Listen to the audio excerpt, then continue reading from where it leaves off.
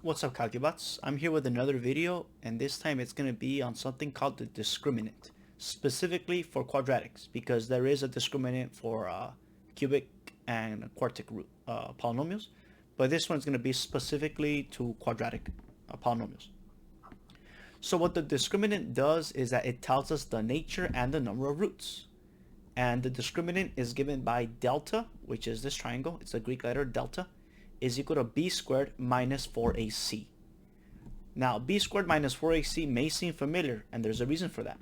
If you look at on the right here, I have the formula for the quadratic formula written down. And the discriminant is this this quantity that is underneath, that is inside the radical symbol. I highlighted it in yellow. It's b squared minus 4ac. So this tells us the nature and the number of roots. And on the left here, I have a table that tells you. So if the discriminant is positive and a perfect square, such as 4, 9, 10, 100, 16, then you have two distinct rational roots. And this, it allows us to factor nicely. Okay? That's what that does. It allows us to factor nicely. Now, if it's positive and not a perfect square, then you're going to get two distinct irrational roots. All right? So anything that's not 2, 4, 9, 16, let's say you get 5, right? If the discriminant is equal to 5, you're going to get two irrational roots. It won't factor out into some nice numbers, because the square root 5, if you take the square root of 5, you get an irrational number. So it has to be a perfect square. Now, if you get discriminant equal to 0, that means you have a repeated root. For quadratics, it's a double root. Okay?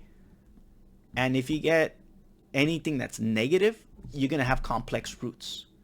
So ideally, we want it to be a perfect square and positive for us to factor out nicely. Okay? And here I have some examples for us so that we can use the discriminant in our favor. This, if you want to know if something factors out nicely and it factors out with some nice rational numbers. A rational number is a fraction, right? Negative 1/2. 4 is a rational number because it can be written as 4/1. Anything that's a fraction with some nice integers on top. So for example, negative 3/2 is rational. 1/2 is rational. 5 is rational because it can be written as 5/1. What's not rational would be like the square root of 2. That's not rational because it cannot be written as a fraction with integer numbers on the numerator and denominator. Okay, so let's calculate the discriminant of some quadratics that I'm going to give you guys, and then we're going to factor it if it's possible with rational roots. Okay, so I have for us example number 1. We have minus 2x squared minus x minus 1 is equal to 0. Let's calculate the discriminant. So the discriminant is equal to b squared, which is negative 1 squared, minus 4, a is negative 2, and c is negative 1. Negative 1 squared is 1, minus 4 times negative 2 is negative 8, times negative 1. Oh, positive 8. No. 4 times negative 2 is negative 8. 1 minus negative 8 times negative 1 is 8. We get negative 7, which means that the nature of our roots are going to be irrational, and we're going to have two roots, and they will not be nice numbers. Okay? Because negative 7 is not a perfect square. In fact, wait a minute. No, it's negative 7. Which means that we have two complex roots. Right? They don't even cross the x-axis as real numbers. Let's graph it to see what we get. Here I have Desmos open. I love Desmos. You guys should give it a shot. Let's graph it. Minus 2x squared minus x minus 1. It doesn't even cross the x-axis. So that means that our roots are going to be imaginary numbers. All right? So what are the nature and number of roots? 2 complex roots. It's always going to be 2. Okay? I should put that here. 2 complex roots. So don't even try to factor this out. It won't factor out nicely. All right? Let's do another example. I have for us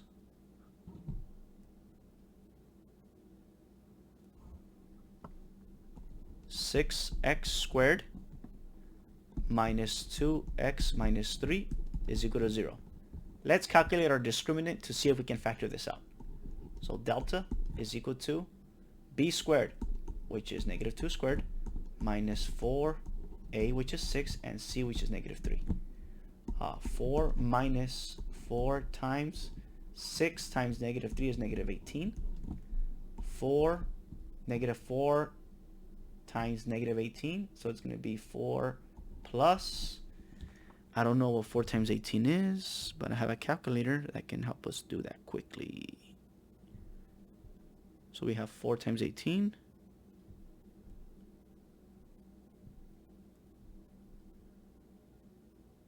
Bear with me, please.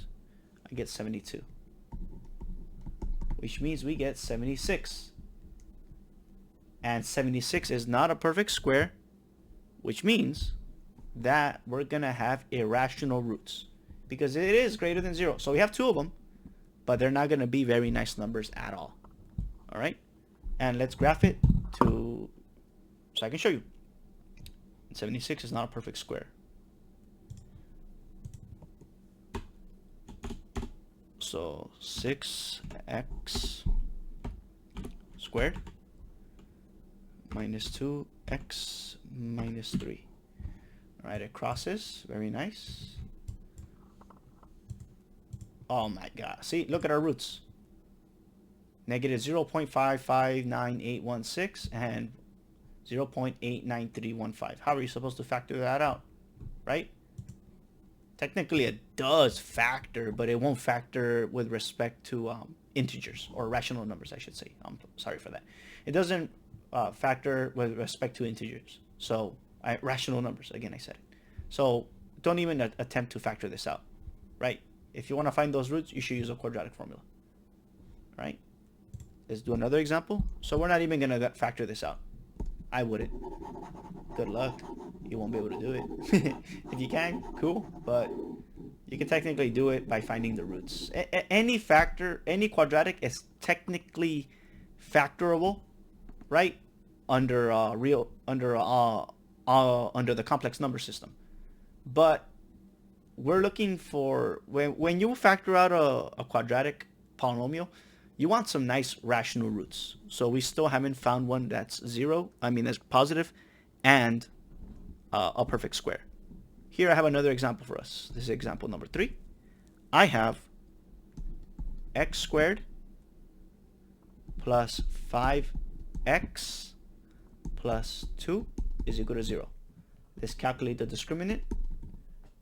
B squared, which is 25, minus 4ac. So I get 25 minus 8. That gives me 17. Yeah, 17. 25 minus 8 is 17. Again, we don't have a perfect square, so we shouldn't even make any attempt to factorize it. Okay, let me just verify via calculator that I did this correctly. B squared minus 4ac.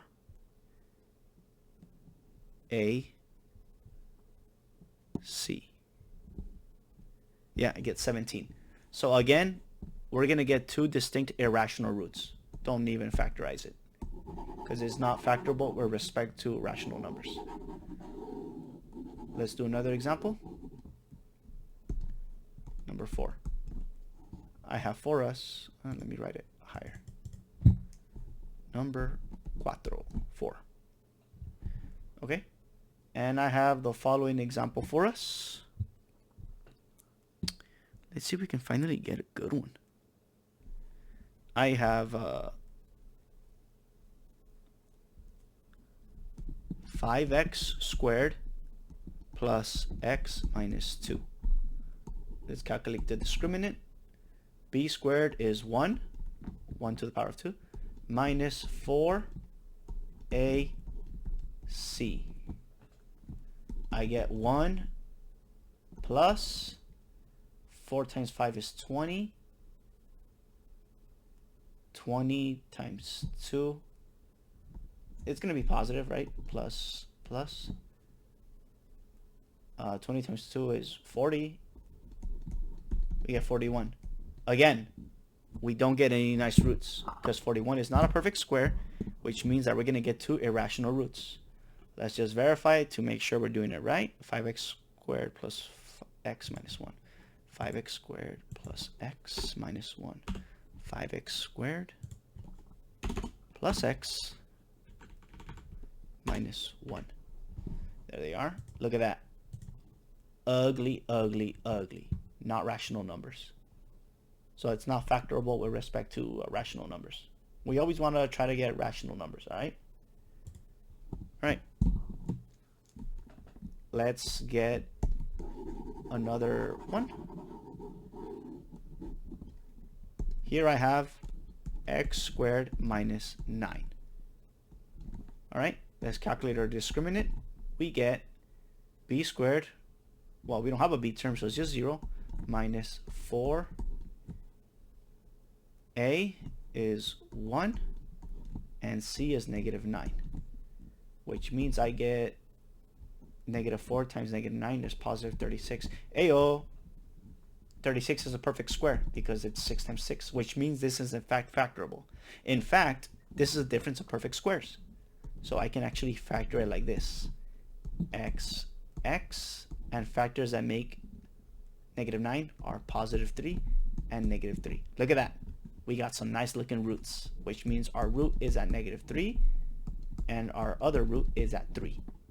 Finally, we got something good. Just like that. All right, and the discriminant told me that. Before I even factored it, the discriminant told me I was going to get 2 distinct rational roots. Excellent job.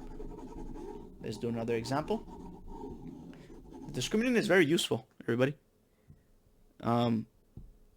So, use it. All right, I have this one right here. I have 9x squared minus 3x minus 8 is equal to negative 10. Oh, let me apply the discriminant. I get negative 3 squared minus 4ac. This is wrong because it's not set equal to 0. So before you even try to apply the discriminant, make it equal to 0. Because remember, this tells us our roots, and in order to find the roots, it has to equal 0. So I'm going to add 10 to both sides to make it 0. So my new polynomial is 9x squared minus 3x plus 2 is equal to 0. Now I can apply the discriminant. So the discriminant delta is equal to minus 3 squared minus 4ac. I get 9 minus 9 times 2 is 18. 18 times 4. I don't know. 72. Right? Yeah, 72. Oh, from here, you guys are noticing you get negative 63. So we're going to get 2 complex roots. So don't even factor it. 2 complex roots. All right? Let's do another example.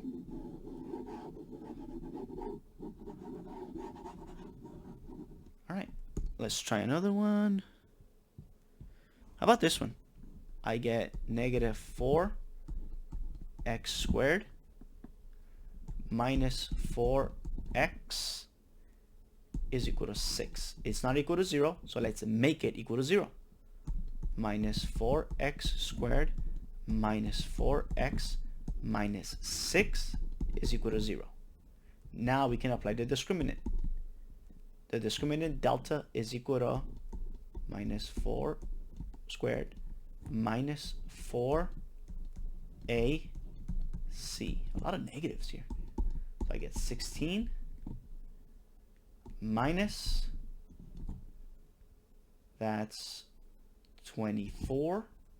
24 times 4. 8, 9. Oh boy, I get a negative number. So I'm going to get two complex roots again.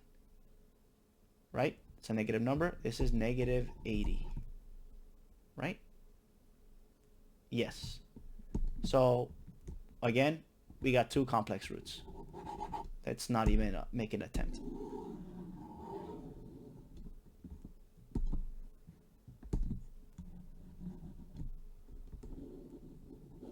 Let me make it erase all the stroke. Alright, cool. Let's get another one going. How about this one?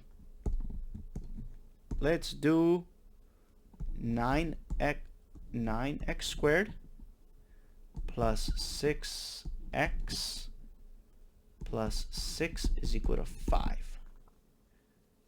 Just like that.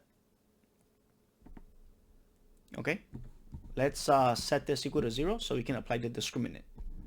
9x squared plus 6x plus 1 is equal to 0. Awesome. Let's calculate our discriminant now. I get b squared, which is 36, minus 4ac. Hey. 4 times 9 is 36. 36 times 1 is 36. Whoa, I got 0. Which means that this has one repeated root. Which means that it's still factorable. So let's factor it. Right? We're going to get one repeated root. Is it factorable? I don't know. Why don't we try it? Right? We got one repeated root.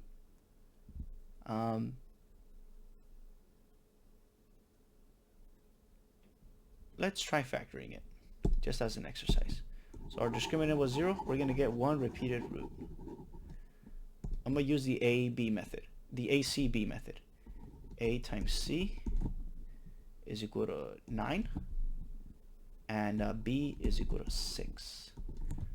Factors of 9 that add up to 6 are 3 times 3, 3 plus 3. All right, so it is factorable. Let's keep going. Just gonna zoom out so I have more room. So now I'm gonna say 9x squared, and 6x turns into 3x plus 3x plus 1 is equal to 0. Just like that. All right. I'm factoring it using the ACB method. All right, let's see what we got now. I'm going to group these right here. 9x squared plus 3x plus 3x plus 1 is equal to 0. Look at that. All right, so I group these two, and then I group these two. This is factoring by grouping. It's a technique. You should get used to it. It does pop up a lot. 9x squared plus 3x. I know they share a 3x, so I'm going to extract the 3x, and this becomes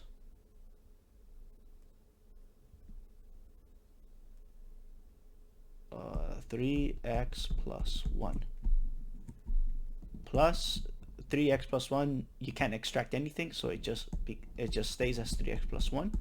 This is all equal to 0. Look at that. They share, here in lavender, they share a 3x plus 1, which means I can actually extract a 3x plus 1.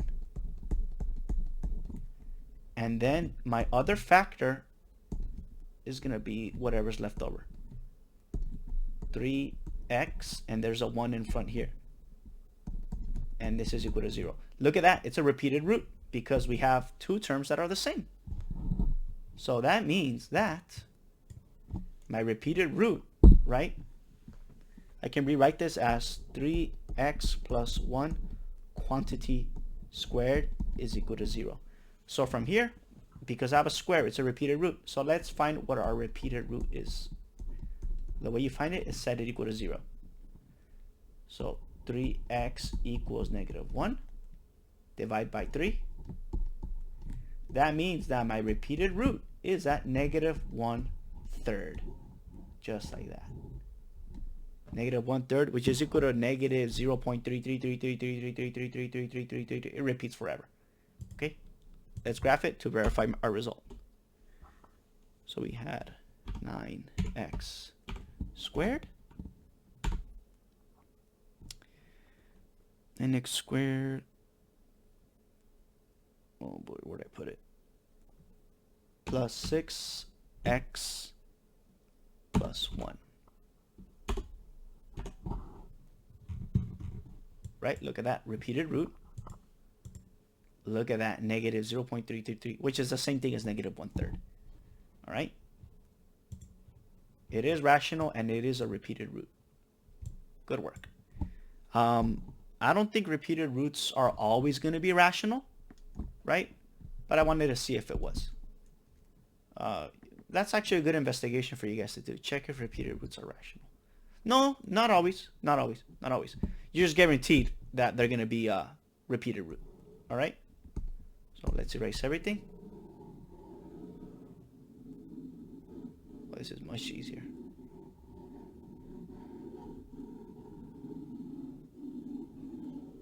You might want to write this little table in your notes, everybody, if you're taking notes on the discriminant. All right? Let's do one more example, and then we'll call it. All right? So here I have negative 7x squared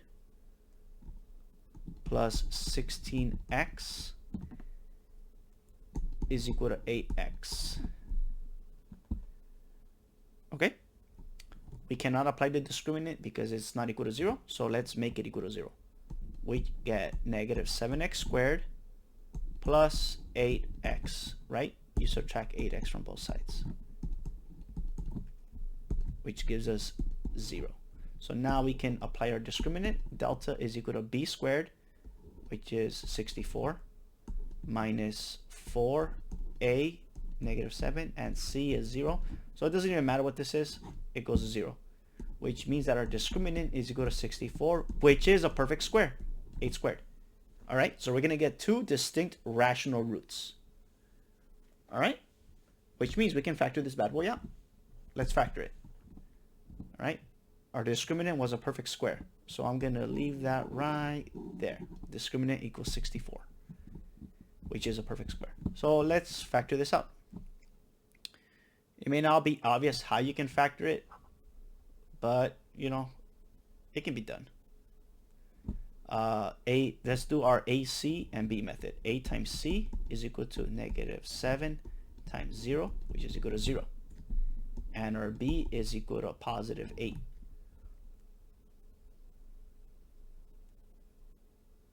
Right? Wait a minute. We can't do the ABC method, but I do notice something. I can extract an x. X negative 7x plus 8. There we go. Is equal to 0. From here, we can see that x is equal to 0 is a root, which means a point goes through origin, and our other root is going to be negative 7x plus 8 is equal to 0. Negative 7x is equal to negative 8, which means that x is equal to 8 sevenths. These are two distinct rational roots, just like that. Awesome. So I hope you guys learned a little bit something on the discriminant, right? Before you try factoring it, you might want to try the discriminant, but for the most part, you're usually given exercises in which, you know, they factor out nicely, but sometimes they won't factor out nicely with rational numbers. So this is where the discriminant comes in. Okay, I highly recommend you use the discriminant for a lot of your calculations, and just keep in mind, right, that if it's positive, you will get two roots. It's a perfect square, you get rational. If it's not a perfect square, you get irrational. If it's 0, you get a double root.